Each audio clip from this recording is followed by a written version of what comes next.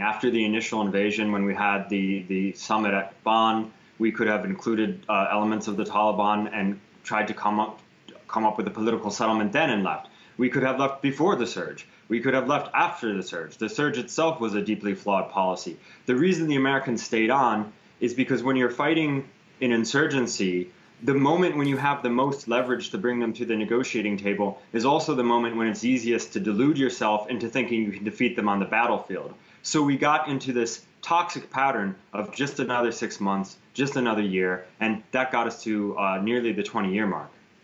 And we saw this militarization, if you will, of foreign policy, and this idea that if the troops stay on longer, it'll work. That's something that you could say began with Afghanistan. Then you heard Vera mention Iraq. Is that something that's now going to be reversed, that the military is going to play less of a role? The Pentagon's going to have less importance?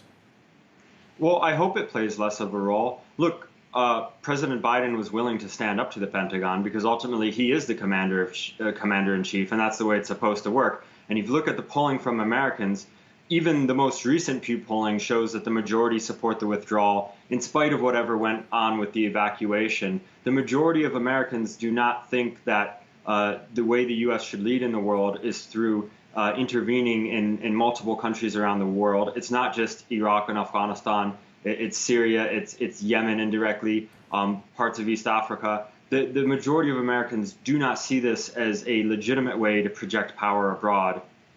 What was your mission when you were in Afghanistan? Was it to be a soldier, to be a peacekeeper, to be a nation builder?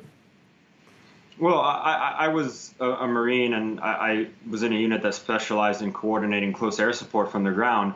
But the problem is there was mission creep in which soldiers and Marines were really tasked with nation-building activities or training the Afghan police or training the Afghan army. So you had young men and women who were trained to be warriors, so to speak, and now they have to be teachers or they have to be community liaisons. And so the mission just became incredibly expansive.